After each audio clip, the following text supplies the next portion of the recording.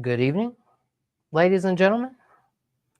It is the Southern Fried Gentleman of Southern Fried Sports, J.D. Wyatt. We have had some time off, but football is so close, you can smell it coming.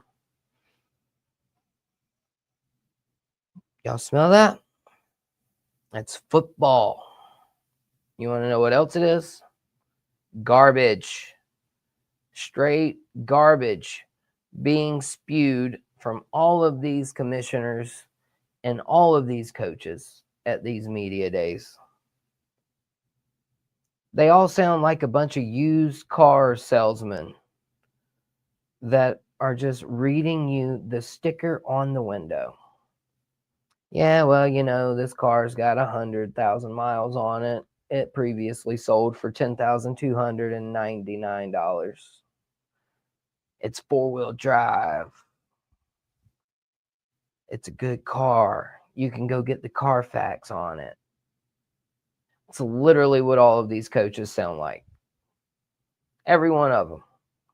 Yeah, well, we feel like we got a good offensive line coming back, good defensive line. We've got great chemistry and culture in the room. Dirty C word alert on Southern Fried Sports. And so, yes, ladies and gentlemen, we are going to dive in to all of the media day comments, the most intriguing ones.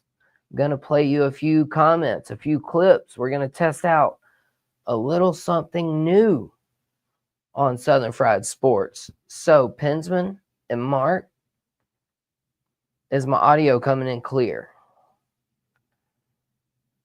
And like I said, I'm going to play some videos. So, y'all let me know if I'm having any internet issues. And let me know if you can hear the clip when I play the clip, all right? Because the clip, I got like 4 of them we're going to play. We're going to talk about Gamecock football, college football.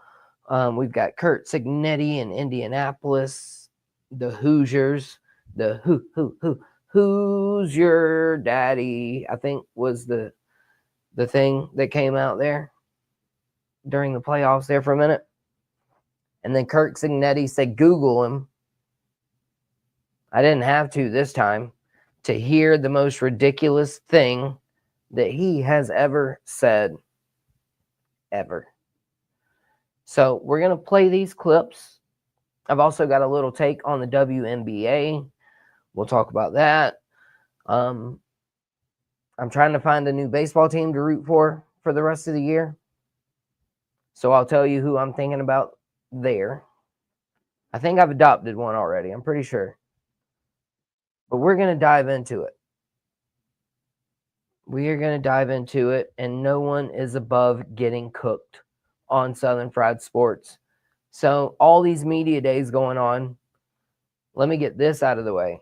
The Southern Conference Media Day happened yesterday, where our good buddy Mark, right here, who says, what's up, homie? He was at the SoCon Media Days yesterday. I've already posted up one short on my channel from the head coach of the Citadel Bulldogs, Maurice Drayton. Had a lot of great things to say about his team, obviously. Citadel just picked up a big, huge transfer portal commitment from a quarterback that played at Air Force, Quentin Hayes, I believe is his name. So Quentin Hayes transferring from one service academy to another. So he's going to the Citadel.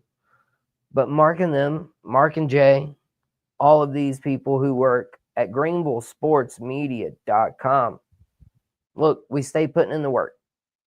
I told you I'm in the process of writing the article right now about this very topic for this very show. I'm doing a full media day reaction.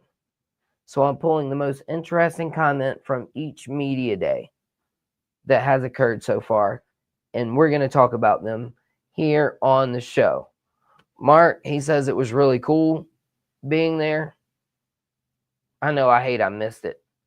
I can only imagine it being very similar to the SoCon basketball tournament that we attended, Mark, but on a so much larger scale. You know what I mean? Like the media hookup and everything for that basketball tournament was fantastic. But I'm willing to bet for the media days, 10 times better. Man, I missed it. But we'll have a game day football show coming up for Southern Conference.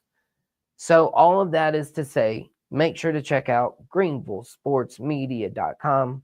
Check out Mark's articles, my articles. Don't forget, they have YouTube channels. We're going to do a game day show this year for Southern Conference football. We'll have videos, player interviews. We're also covering Wake Forest, Gamecocks, Clemson, Furman. I've got East Tennessee State. We're going to cover everything on Greenville Sports Media. I'm excited about it. I can't wait. Just like I can't wait to dive into more of this media day talk. I'm telling y'all. That's 3 straight y'alls from JD, the Southern Fried Gentleman of Southern Fried Sports. So you know things about to get real. If I say y'all, make sure to listen. If I say, hey, listen, make sure to listen. So we are going to attempt here in just a moment to play our first video clip. Mark, I come up your way a good bit, man. I'll hit you up one day. I'll swing by, pick it up. We're good. I'm pretty sure my guy, Charlie Browder, he could hook me up with a media guide. He probably could do it. We just did an interview with him. He is a tight end for East Tennessee State. I'm excited to really dive into SoCon football. No NIL. Little bit of transfer portal, but not a lot of transfer portal. And these are the high school players who they weren't quite good enough to get recognized and go to Auburn or Alabama or Georgia or South Carolina or Clemson. Any of those big schools, but it don't mean that they're not some daggum good football players. And there is fantastic football played in the Southern Conference. I ended up on a rabbit hole on Southern Conference, y'all. That's how good that conference can be. I really believe that. It is a daggum good football conference. Basketball conference. We saw Virginia fall to Furman. Crazy upset in March Madness. I talked to the player who hit the winning shot, Garrett Heen. I just talked to him like 4 months ago at a Furman basketball game.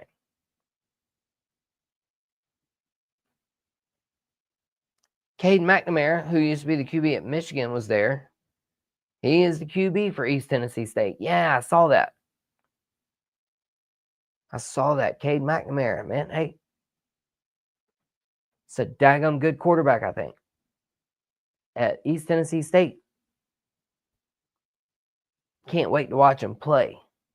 You bet you, yeah, I'm going to be there. I'm going to be, yep.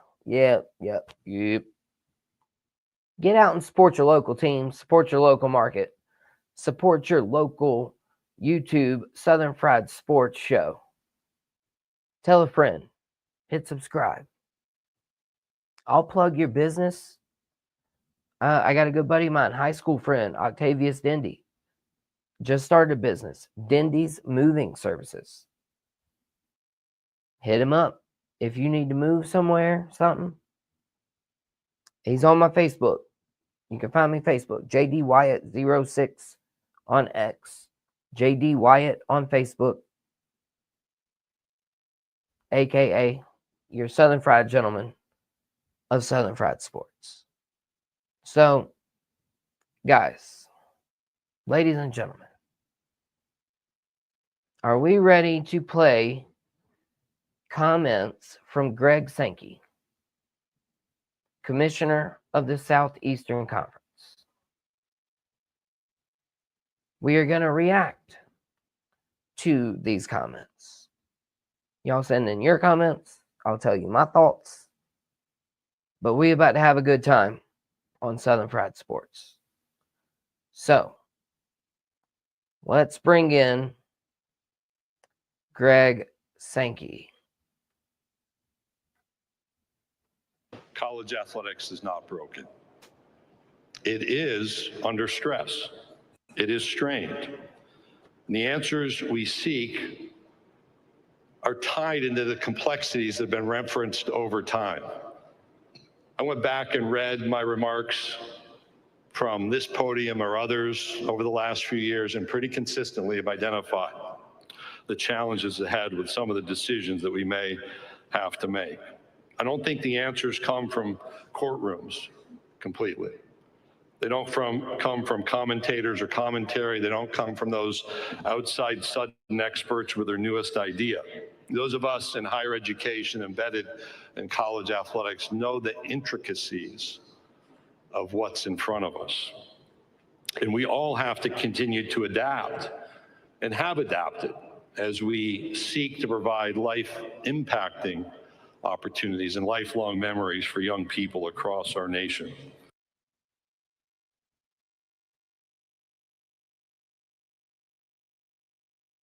All right. So,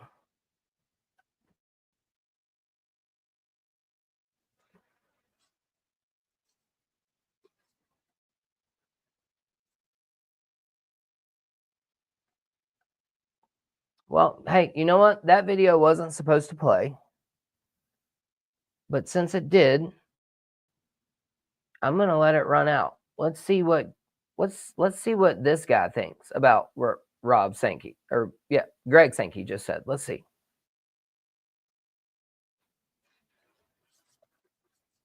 This dude right here is the commissioner of the SEC, Greg Sankey. And over the past year, Greg has been focusing a lot on field storming, which is pretty ironic because the field got stormed on Alabama a couple times last year, and then they started cracking down on it. So now with Greg's new rule, what he's doing is basically punishing teams for winning the game and upsetting another team. Now, really, getting a punishment for storming the field is not new. They always get fined for doing that. The SEC used to have an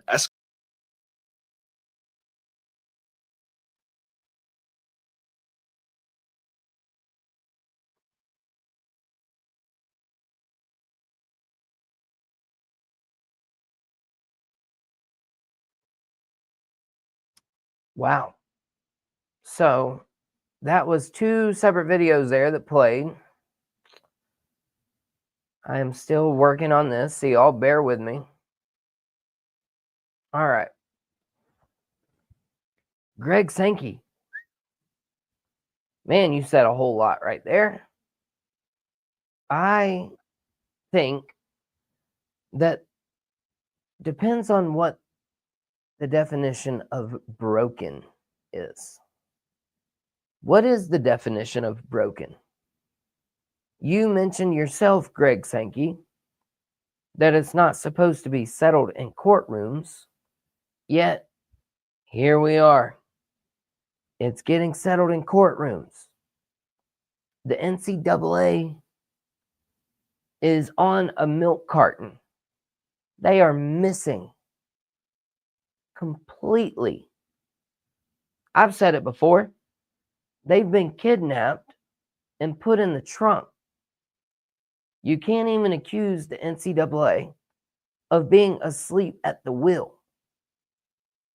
So while the SEC is making tons of money, selling out stadiums, competing for national championships, yeah, of course, Greg Sankey, of course it's not broken. But it depends on what you're talking about. Because NIL, the transfer portal, and eligibility requirements are broken. I mean, Brian, Mark, Mickey, Daddy, Pensman, any of you guys listening, Am I wrong? Am I wrong in saying that the NCAA is broken? So I think you can read into Greg Sankey's comments there. He already thinks individually in regards to the NCAA and the SEC. Greg Sankey does not care about the NCAA. He probably thinks they should go away because he knows that he can run his conference and he can run it well. The fact that I even know Greg Sankey's name shows the amount of credibility and respect that man deserves as the commissioner of the SEC.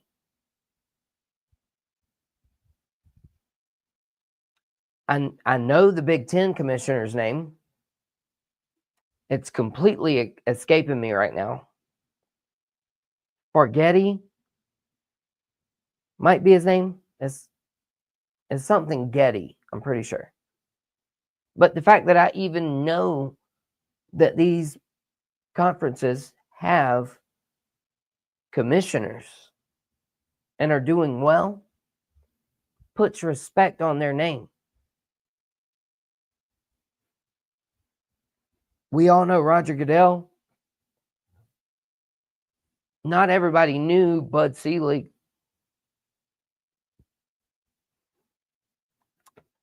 Not everybody knew the former NBA commissioner, which both of their names are leaving me right now.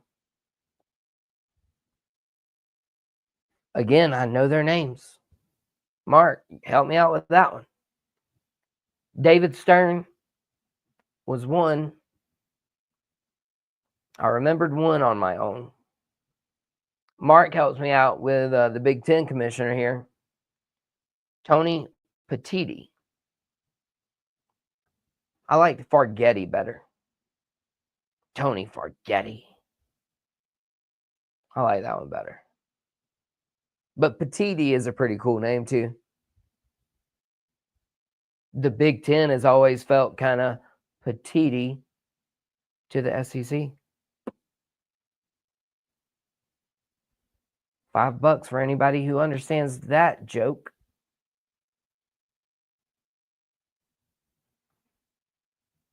Paul Tagliabue was the NFL commissioner before Goodell. I didn't know him, but I know David Stern and the current NBA commissioner. Who is the current NBA commissioner, Mark?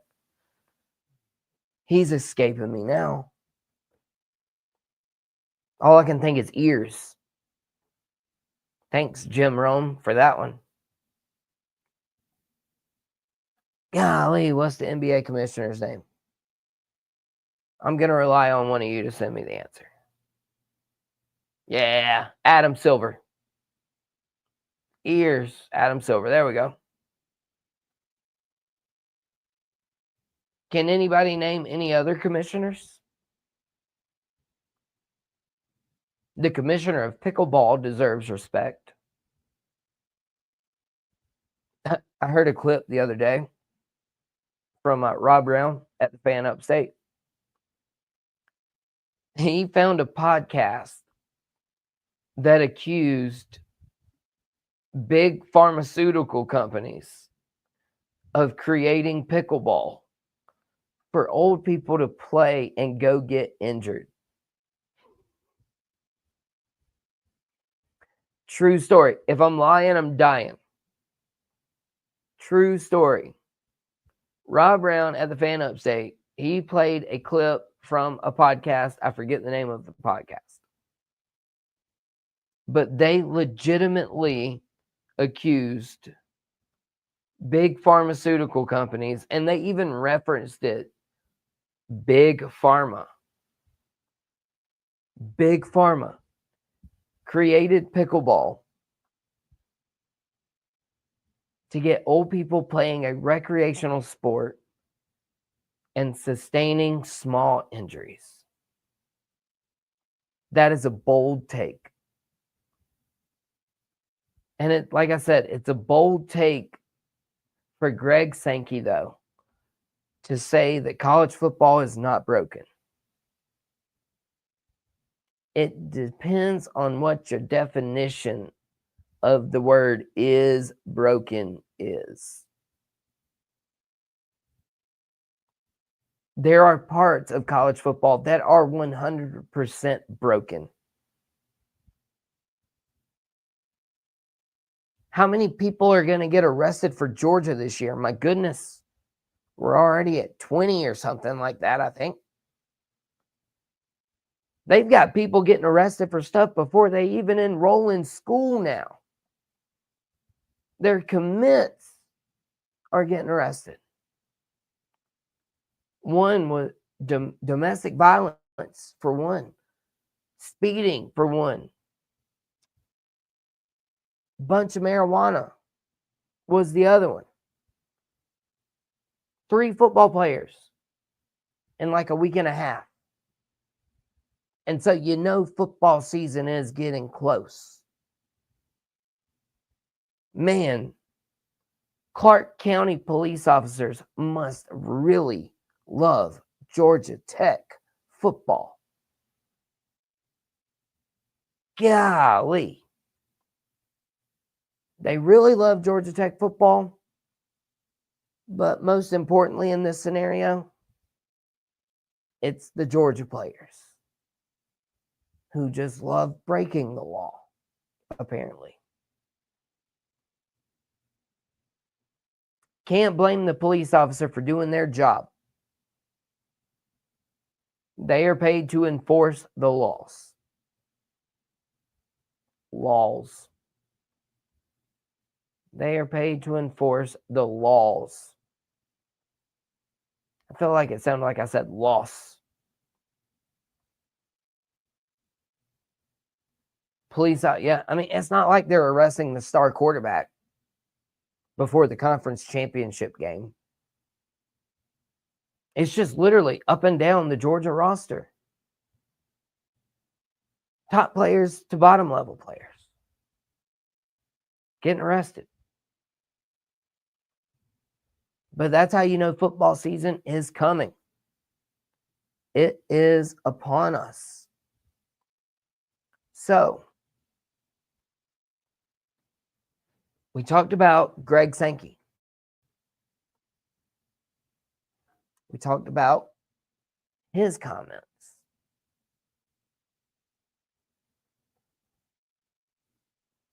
We have other comments coming up.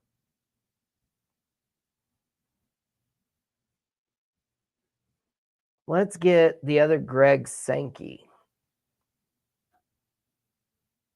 Let's get that video out of the way. All right. So we've got it up on the screen.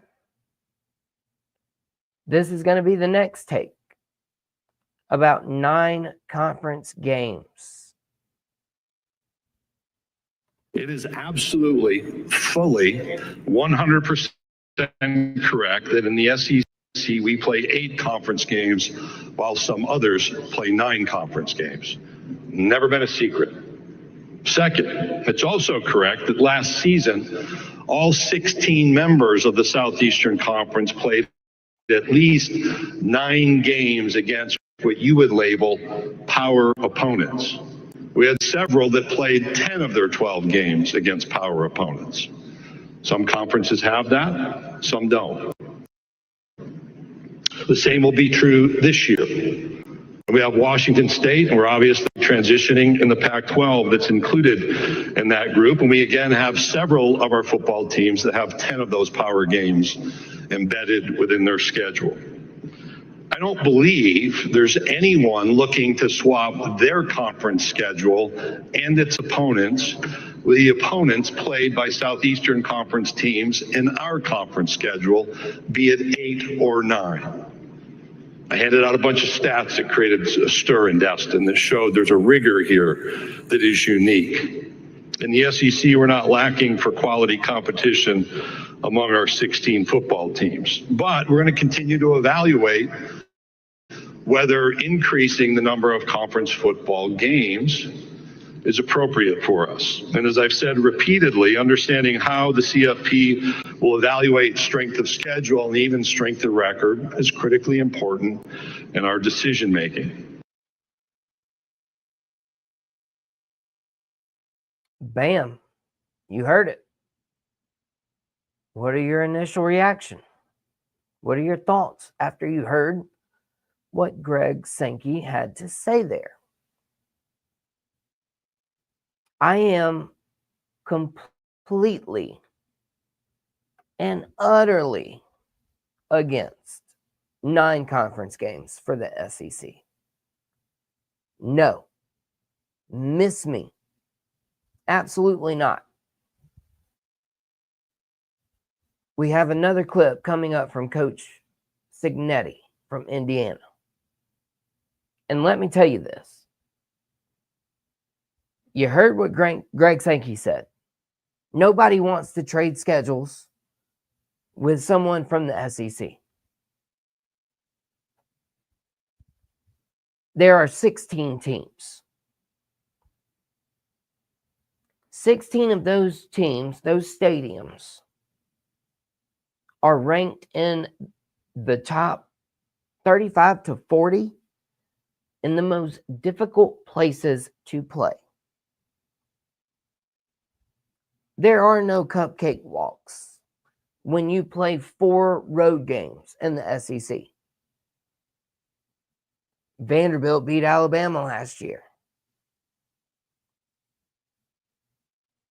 Tons of upsets. Oklahoma beat Alabama. South Carolina smoked Oklahoma. Florida won many a games. Like, I know that other conferences are strong. But you can't say, like Rhett Lashley at ACC Media Day said, the SEC is just top heavy. Only 6 different teams have won the SEC in the past 60 years, since 1964. 6.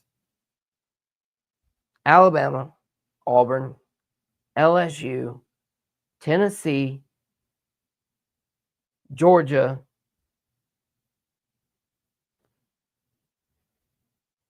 Florida. Only 6 teams to win SEC championships in 60 years.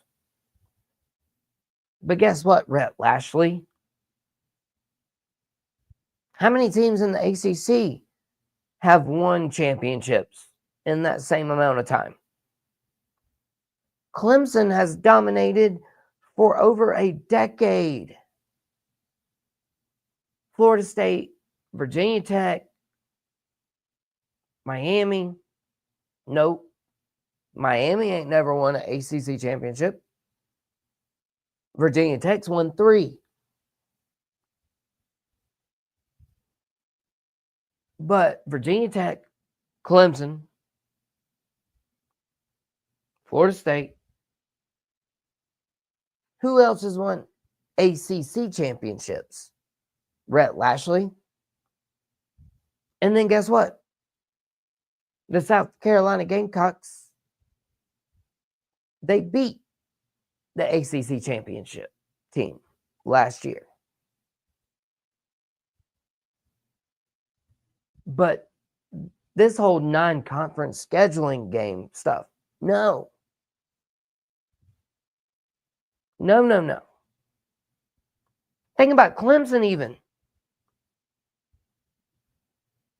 I'm sure they would welcome a 9th conference game in the ACC.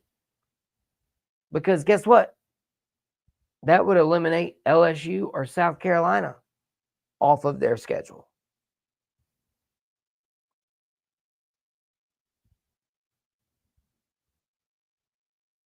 Remove one 50-50 game and replace it with a guaranteed win? Sure. Absolutely. Sign me up. South Carolina. They're playing Virginia Tech and Clemson. I'd trade either of those games for Presbyterian College today, right now. July the 23rd at 9:06 p.m. Yes, please, Gamecocks, give me an easier schedule, because guess what? It doesn't matter to the College Football Playoff Committee. It does not matter. They said they will not take into account strength of schedule, because that's objective. Like 12 athletic directors from other schools sitting around debating other teams and stuff. Surely they could never think like I think, the Southern Fried Gentleman of Southern Fried Sports. Surely the athletic director for, I don't know, North Carolina, surely he doesn't think that the competition is better in the ACC than the SEC or the Big 10 or the Big 12. Yeah, no, surely he couldn't think that. They all think they got the best conference there is. It's what they're paid to do. It's not like they're going to come out and say, yeah, I mean, they're right. The SEC is just better than us. But we can all see it. If you know ball. And so I say all of that, though, to talk about the 9-game conference schedule stuff. There is nothing to be gained by the SEC for playing a 9th conference game, except for money for the conference. That's another strictly SEC conference game. But you're trading losses. Losses matter when it comes to the college football playoff. They're not going to show that they look at strength of schedule and say, oh, well, they played a 9th SEC game, so they'll deserve to get in over SMU. It didn't happen last year. SMU and Clemson got in.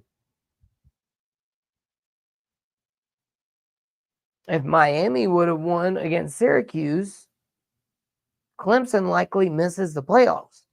But it would have been a 4th team in that discussion. South Carolina, Clemson, Alabama, and Ole Miss. And that would have been wild. South Carolina lost to Alabama and LSU, but they beat Clemson. Clemson had a daggum good team. The playoff debate for those 4 teams would have been wild. And so, again, 9 conference games for the SEC. I am not a fan of it. And I told you earlier, though, we were going to talk about Curt Cignetti.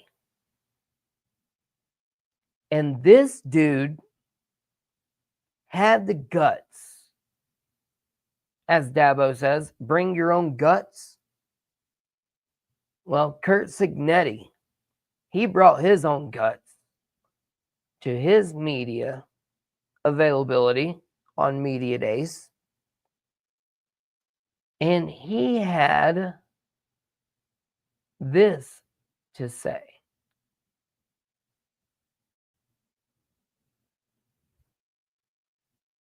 As soon as I add this screen.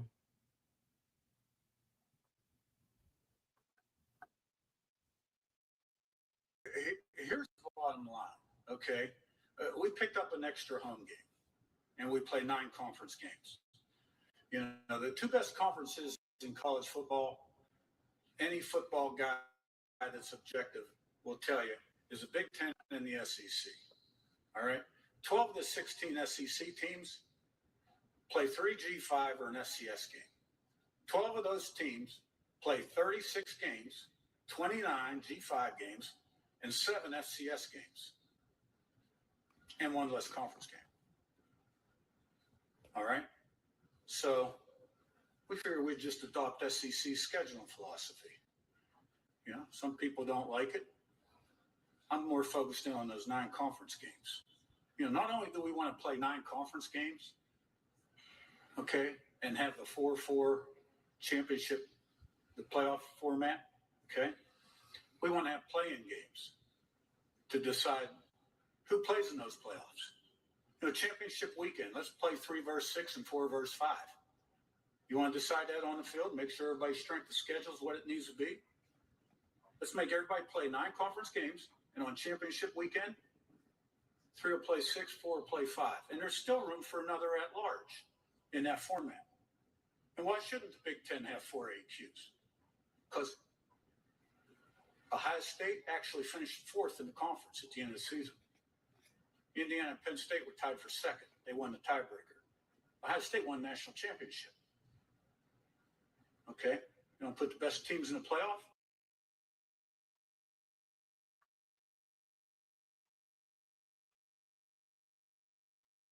So we're going to replay this just a little bit here. I got to hear this comment one more time from my guy. Indiana and Penn State were tied for 2nd. They won the tiebreaker. Ohio State won that. Here's the bottom line, okay? We picked up an extra home game, and we play 9 conference games. You know, the 2 best conferences in college football, any football guy that's objective will tell you, is the Big Ten and the SEC. All right?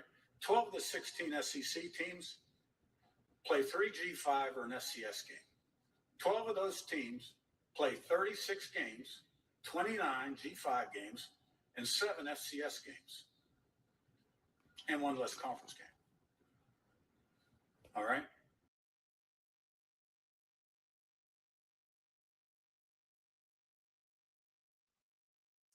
Wow. Wow, wow, wow. The guts for you to say that, Kurt Signetti. You were criticized for your schedule last year, and you want to try to call out the SEC? Like I said, let's not forget Tennessee plays Syracuse, Kentucky, Louisville, Florida, Florida State, Alabama plays FSU, South Carolina plays Clemson and Virginia Tech. Kurt? So your whole math may be mathed, but we're not out here playing these ridiculous FCS schools. We're playing teams with a pulse. Furman, Coastal Carolina, G5 school. South Carolina plays this year. We're playing App State, Georgia Southern. We're playing respectable football teams. And then you want to look at Indiana. Over the next 5 years, they play 0 games out of conference against the ACC, the Big 12, or the SEC. 0. 0 road games. They play 4 FCS opponents. 2 of their 7 FBS opponents had winning records in 2024. So, Kurt, you already had the whole SEC scheduling down. But the SEC has obviously stepped their scheduling up lately. And you can't argue that. Alabama plays at least 2 P4 non-conference games every year from now until 2034. Georgia from 2026 to 2034 will play at least 2 P4 non-conference games every year. They'll play 3 in 3 of the next 9 years. The Gamecocks, from now until 2035, they play at least 2 Power 4 teams every year until 2031. And they play 2 P4 non-conference games in 9 of the next 11 years. They're scheduling themselves 2 50-50 games a year, not 4 100% guaranteed I will win these games, or 3 in the Big Ten's case. And so that all ties together with the 3 conference games, or excuse me, the 9 conference games. This whole conversation ties in together about scheduling and strength of schedule and wins. And Kurt did say one thing right. We want to see the correct teams in the playoffs. That's all we want. We want the referees to get things right. We want committees, if they're in charge of selecting playoff teams, we want it to be right. But there's always going to be an argument. Always. It's just like the bride on the day of the wedding. There's always going to be an argument. And there's always going to be an argument as to, was this team the better team? Was this team better than that one? Should this team have gotten in over this one? And that is all the beauty of it. And so to finish up the scheduling, Kurt Signetti, you were just wrong. Because the SEC, I continue on with what they have scheduled. Florida, they play at least 2 Power 4 teams in 7 of the next 9 years. They'll play 3 Power 4 teams in 2 of those 7 seasons. Texas, they play Ohio State, Michigan, or Notre Dame over the next 5 seasons in non-conference games.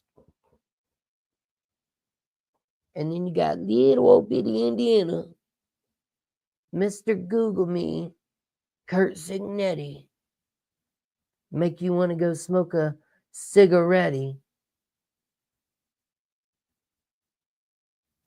People are stupid what they say sometimes. Kurt, next 5 years, 0 Power 4 conference opponents, 0 road games, 4 FCS opponents, and 2 of their 7 teams that are FBS opponents had winning records. You're picking the real cream of the crop. And I'll finish it up by saying this. Bruh, you ran away from Virginia. World beaters, national contenders, your Virginia Cavaliers.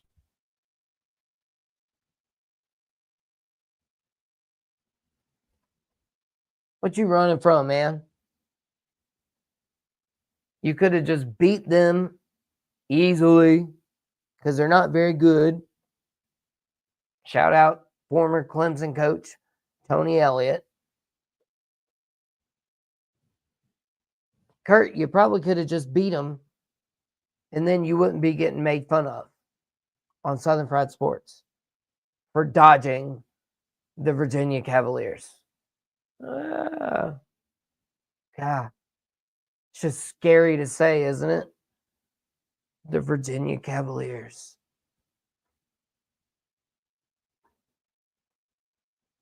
Mark says, I believe that is a rule in the SEC that they need to schedule at least one P4 non-conference game. Yeah, one.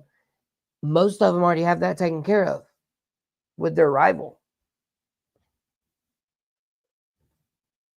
Kentucky, Louisville, Florida, Florida State, or Florida, Miami. I forgot about Florida. They play 2 Power 4 conference teams every year. South Carolina, Virginia Tech, Clemson.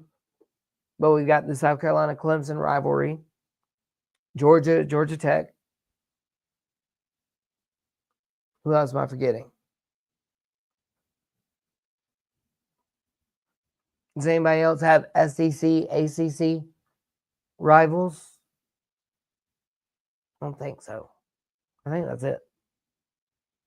But that's guaranteed into their schedule every year anyway.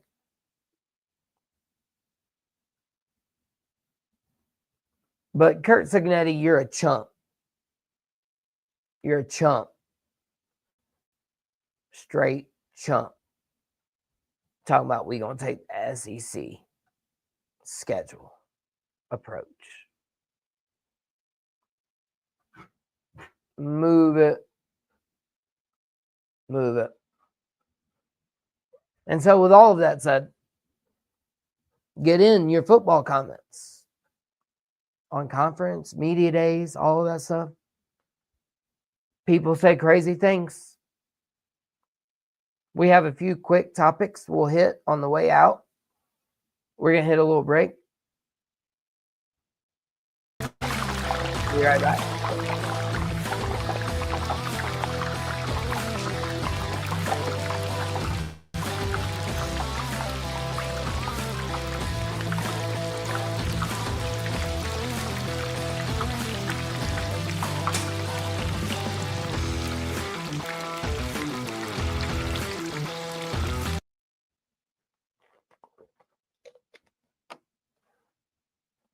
And we are back, ladies and gentlemen. Let me take that back. So, how about the WNBA?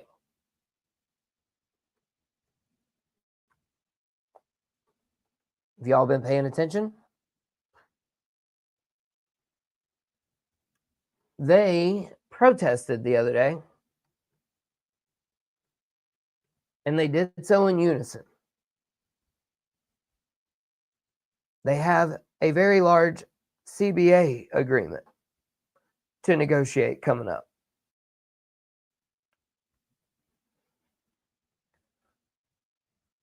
I'm fixing to show you the shirts that a lot of players wore during that game or during the warm-ups of their games. And we're talking about the biggest stars. Caitlin Clark, Ionescu, Kelsey Plum, everybody in between had this shirt on.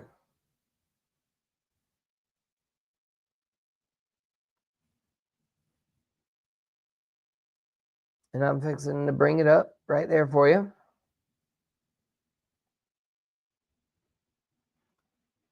And so I'll see if I can zoom in a little bit. So there's Caitlin Clark. Pay us what you owe us. All of these ladies wore it. What does the WNBA owe y'all? Y'all lost money.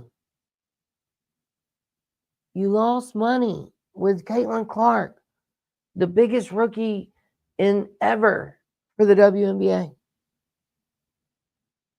Selling out larger stadiums than she should have sold out.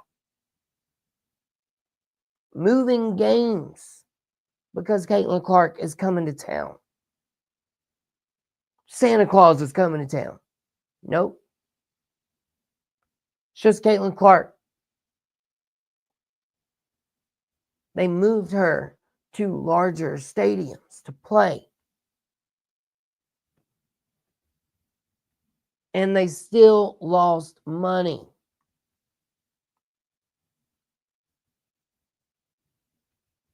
And then the ladies, they want to come out and say, pay us what you owe us. I can't even find your basketball games on the TV. That's going to be your number one when it comes to negotiating. You have got to get a huge TV deal. When the NBA salaries exploded a few years ago, it was because the new TV deal kicked in. Skyrocket. We're talking about players like Matthew Dellavedova getting $100 million. Timothy Mozgov, $100 million.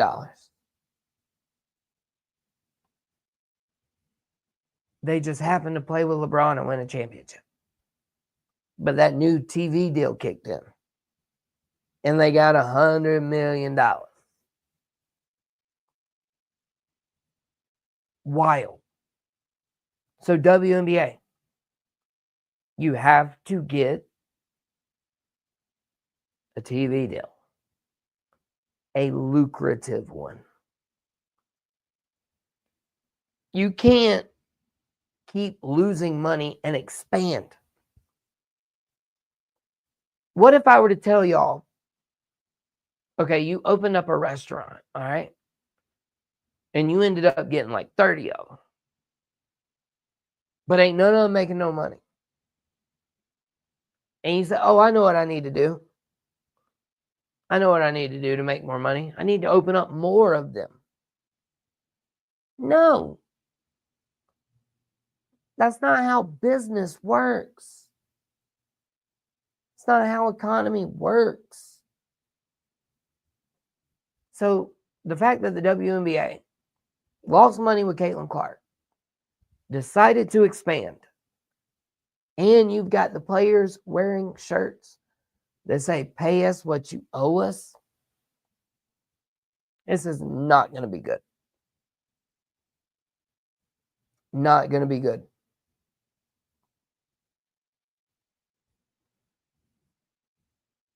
Like literally, if the WNBA players hold out,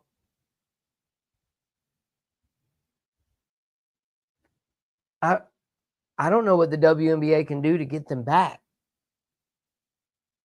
Like literally, like fiscally.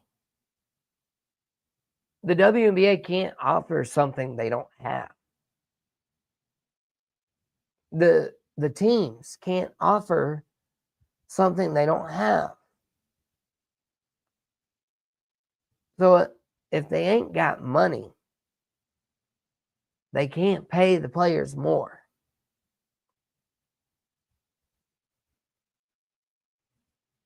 Same analogy.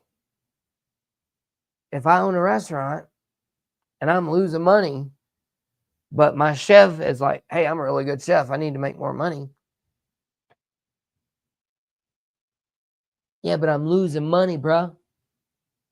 I'm already losing money paying you what I'm paying you. So how can I pay you more? You want me to take out a loan to pay you more money just for me to lose money? Come on, WNBA. I know y'all smarter than that. I know y'all smarter than that. And so this has been Southern Fried Sports Media Day reaction. We've done appetizers. We've done entrees. I'm going to give you a little dessert on the way out. Don't forget Arden's Burger and Grill, beef and rib, South Florida Tribune, GreenvilleSportsMedia.com. Check out my articles. They'll be coming up soon. There's already plenty on there. Don't forget all of our media day coverage. Don't forget our football show coming up. So thank everybody for being here. I'm going to give you our dessert and we're going to get out of here. And for dessert, it's my hot take. It's the hot fudge sundae. Scotty Scheffler is ruining golf. Yes, I remember how much Tiger dominated and how awesome it was. But if Scotty Scheffler wasn't playing in the Open when he was leading by 7 strokes this past weekend, there was a 4-way tie for second. And that would have been epic playoff scenario. 4 players, do or die. They might still be playing. It would have been fantastic golf. But Scotty Scheffler out here 7 strokes ahead, smoking the field like a hot s'mores over a campfire. So Scotty Scheffler, keep winning. I like that. But let's keep it interesting, okay? Okay. So, ladies and gentlemen, Southern Fried Sports is out. We will see y'all again tomorrow evening with the South Florida Tribune. Y'all be blessed, not stressed, and good night.